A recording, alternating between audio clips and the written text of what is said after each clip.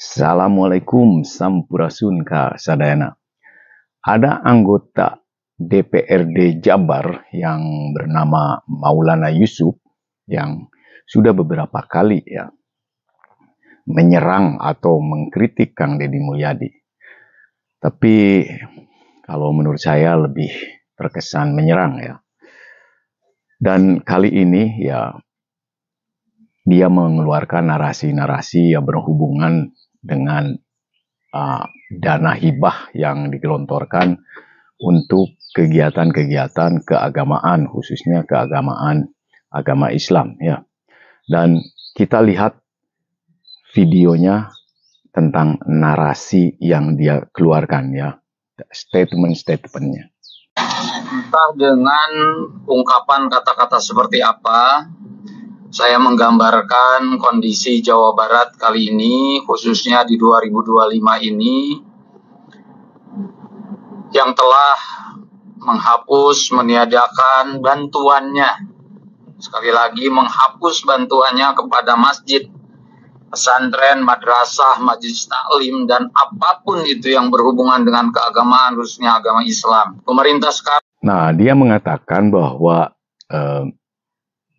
dana hibah ini di-stop oleh Gubernur Jawa Barat, Kang Deddy Mulyadi, atau oleh Pemprov Jawa Barat. Nah, sekarang kita dengarkan apa yang Kang Deddy jelaskan tentang masalah dana hibah ini.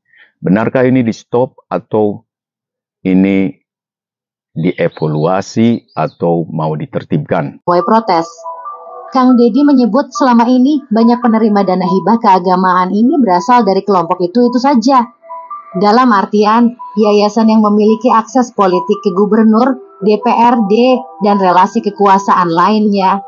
Tidak hanya itu, Deddy juga mengungkap soal yayasan bodong alias fiktif yang kerjanya hanya untuk menyerap uang APD Pemprov Jabar. Problemnya apa sih Kang Deddy hari ini? Agak nahan dana hibah untuk itu. Mesti perlu diomongkan, kita tahu apa yang terjadi. Gitu loh. Pertama, yang menerima itu juga, Pak. Yang yayasannya berkembang yang punya akses politik. Yang yayasannya berkembang yang punya akses terhadap gubernur. Ustadz Lemur, juga akses politik, tidak punya akses terhadap gubernur, terkabat ya apa? Diriungkeun, anu narima nu ngariungkeun mana balik mau cangkeh bangun. Emang saya tahu yang gitu Pak. Sampai Pak saya bukain Pak, bikin yayasan palsu Pak di Jawa Barat untuk nyerap duit Pemprov 2 miliar, 1 miliar, 5 miliar. Makanya saya stop dulu. Saya mau bikin rasionalisasi. Saya minta nanti data Kemenak berapa madrasah yang harus dibangun, yang jelas siswanya ada, dibutuhkan di wilayahnya, Pemprov siap membangun Pak. Sudah kita bangun aja, nanti saya kumpulin dana dari mana-mana, dari BJB, dari mana-mana, kumpulin semua, ayo kita bangunin. Gak ada lagi pemilihan sekolah pemerintah daerah, sekolah Kemenak, gak ada, semua rakyat Indonesia, rakyat Jawa Barat sekolah di situ. Tapi caranya harus benar, lembaga Islam harus halalan thayyiban, harus memberikan contoh. Saya nggak mau nanti ada penerima hibah diperiksa. Ajunan Bang, wajah lo kacang nih. Ajunan nanti ini nyamuk. Di Garut itu nyampe berapa Garut bantuan yayasan? Hampir 300 miliar. Garut itu sampai 500 miliar Pak. Bantuan untuk yayasan. Ada satu yayasan 5 miliar Pak. Bikin yayasan langsung dapat 5 miliar. Aisyah Nawiyah baru kan saya ingin besar. Kalau mungkin gubernur yang lain nggak berani, marah saya berani. Udah nggak ada masalah. Dicaci maki, dibenci, terserah, diomongin mangga. Yang penting saya ini merubah sistem. Saya nggak mau uang Jawa Barat hanya dinikmati oleh beberapa orang itu juga. Ada satu pesantren menerima 50 miliar Pak. Mau saya sebutin 50 Pak. Ngomong atas nama Islam, atas nama. Padahal kan kalau dia seorang tokoh, jangan dinikmati oleh yayasan dia dong. Tuh, beres perusahaan tadi tuh bangunkan madrasahnya 500 juta, seneng ya sekarang. Ini saya bukain Pak. Makanya saya hari ini close dulu, saya bilang nanti nggak mau lagi lewat pendekatan aspirasi, saya mau pendekatan program pembangunan Kemendak, nanti bikin data madrasah-madrasah di Jawa Barat, sanawiyah yang kemampuan Kementerian Agama tidak mampu, dan di situ tidak ada SMP, di situ jauh dari SD, jadi maksud saya gitu loh Pak, harus ada rasional gitu, ulang tentang murid SMP, ya sudah SMP-nya kembali. Kalau di situ sudah ada sanawiyah, nggak usah bangun SMP. Nah, jadi kalau mendengar dari keterangan Gubernur Jawa Barat Kang Deddy Mulyadi, yang sudah jelas sekali bahwa itu tidak di-stop, tetapi dievaluasi, ditertibkan. Jadi jangan sampai hanya ya kelompok-kelompok tertentu saja yang menerima. Kita harus adil gitu dan jelas ya, untuk menghindar juga pungutan-pungutan atau permohonan-permohonan proposal dana hibah yang sifatnya bodong, pembohongan gitu. Dan sudah jelas sekali bahwa si Maulana ini membangun sebuah persepsi seakan-akan pemerintah atau Gubernur Jawa Barat zolim ya terhadap masyarakat, ya terutama kelompok ya masyarakat yang katakanlah yang memiliki kegiatan-kegiatan keagamaan ini. Kan ini perilaku yang tidak terpuji sekali, mencoba memojokkan pemerintah ataupun gubernur ya dengan pembohongan-pembohongan yang sama sekali tidak berfakta ya. Dan ini anggota dewan yang semacam ini hanya mengeluarkan hasutan-hasutan atau provokasi yang tidak berdasar dan sangat membahayakan sekali untuk kerukunan, kedamaian yang ada di Jawa Barat. Dan ini yang juga dia katakan, si Maulana Yusuf juga mencoba membangun sebuah kesan ataupun image bahwa masyarakat atau umat itu seakan-akan tidak peduli ya terhadap kepentingan yang sifatnya keagamaan ya. Dan maksud dari omongan dia ini saya nggak tahu apa ditujukan kepada gubernur atau pemerintah ataupun kepada masyarakat Jawa Barat. Dan dia menghubung-hubungkan dengan kegiatan-kegiatan lain atau sebuah pertunjukan atau sebuah pegelaran dan lain-lain. Coba kita lihat videonya. Sepertinya lebih memilih tontonan daripada tuntunan. Lebih memilih kemeriahan, gemerlapnya sebuah pertunjukan daripada hening sunyinya sebuah doa di lembaga-lembaga keagamaan. Dengan dalih bahwa hibah kepada lembaga-lembaga keagamaan tahun-tahun sebelumnya dianggap ugal-ugalan. Dengan dalih bahwa pertunjukan atau tontonan itu memberikan multiplier effect ekonomi. Dan dengan dalih banyak lagi. Terlepas daripada itu, siapapun, termasuk pemerintah yang tidak... Nah, dari narasi yang dia sampaikan, sebenarnya dia mencoba mau memberikan kesan terhadap masyarakat umum, yang mana dia menunjukkan kepada masyarakat umum bahwa pemerintah sekarang ataupun Kang Deddy Mulyadi ya lebih memilih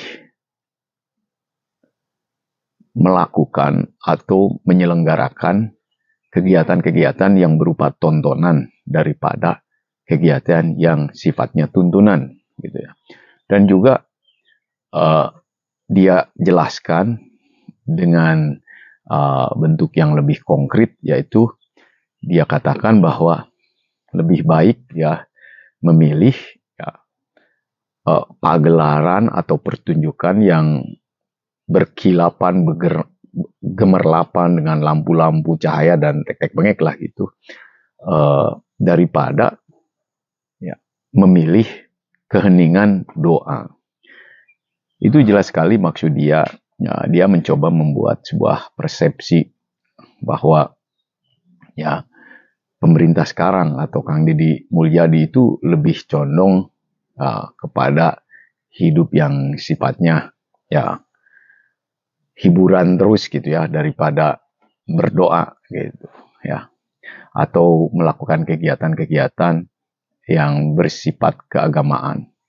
Nah, jelas sekali kan di sini ujung-ujungnya sebenarnya yaitu karena dia itu ketakutan si Maulana Yusuf itu ya, bahwa dana hibah yang diberikan pada kegiatan-kegiatan keagamaan itu ya dihentikan, sehingga dia membangun sebuah kesan atau persepsi bahwa pemerintah ataupun gubernur zolim terhadap kelompok tertentu.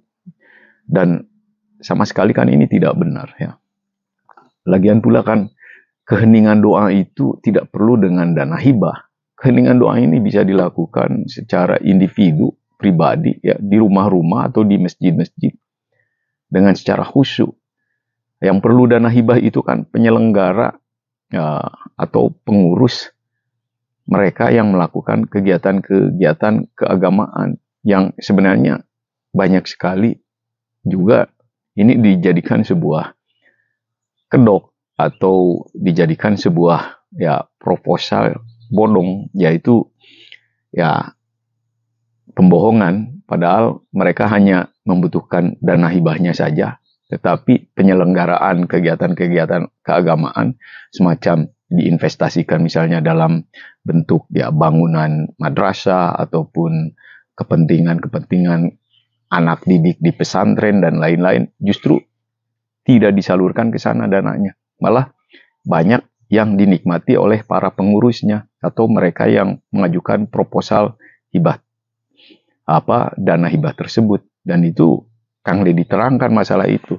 Mungkin hal ini ya bisa dikatakan demikian karena sudah dilakukannya evaluasi. Lalu bahayanya itu apa? Ketika dia mencoba memojokkan tentang pagelaran atau pertunjukan. Nah, saya juga tidak tahu pagelaran atau pertunjukan yang mana ya yang dia maksud. Apakah itu kesenian daerah, kesenian tradisional Sunda, ataukah pagelaran atau pertunjukan yang modern semacam konser band, konser musik jazz, musik rock dan lain-lain, ataupun pagelaran teater dan lain-lain. Dan ini semua kan sifatnya hiburan. Dan yang sebenarnya ya mereka-mereka yang biasanya konser-konser modern ya dari kesenian-kesenian yang ada di Indonesia juga yang tradisional, lebih banyak mereka itu tidak mendapatkan dana hibah, tapi mereka sangat mandiri karena biasanya pagelaran ini atau pertunjukan ini dilakukan secara ya profesional dengan mengundang banyak sponsor untuk mendukung atau menyelenggarakan pagelaran pertunjukan ini.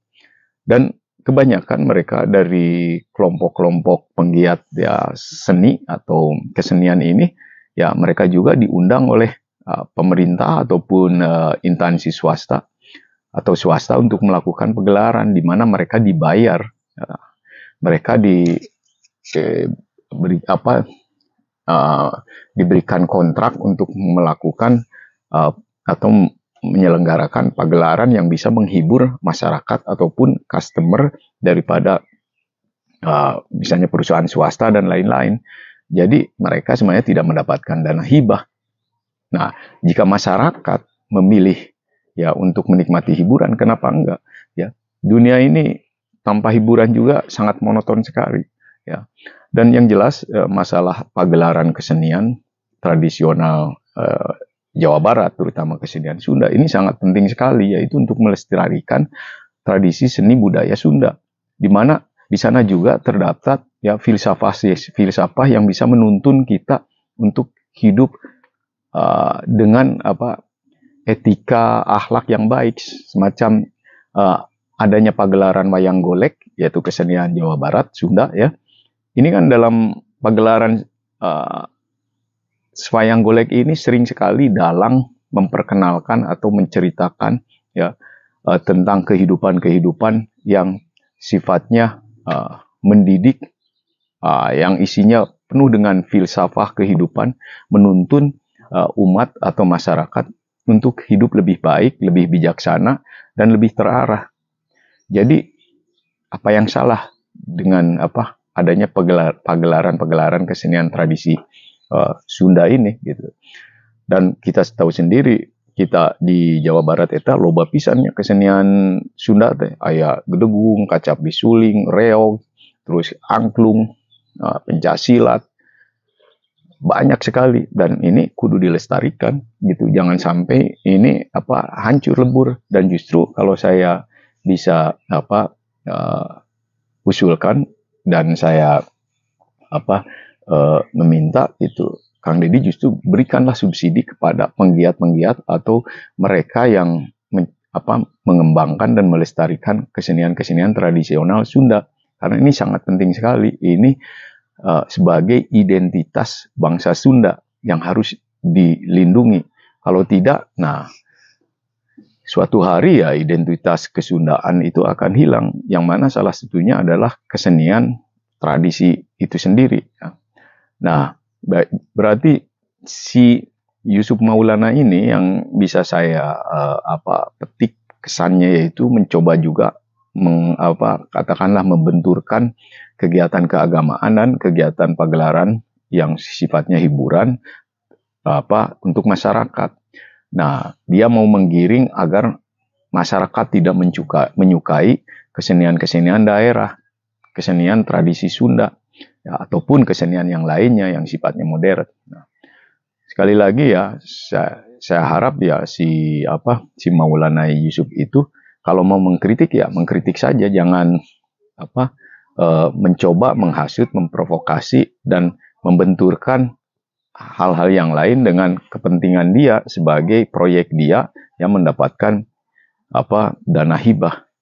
Mungkin segitu dari saya. Semoga ya kita semua Jawa Barat mendapatkan kemajuan yang lebih nyata di tangan Kang Deddy Mulyadi. Sampurasun Ka Sadayana.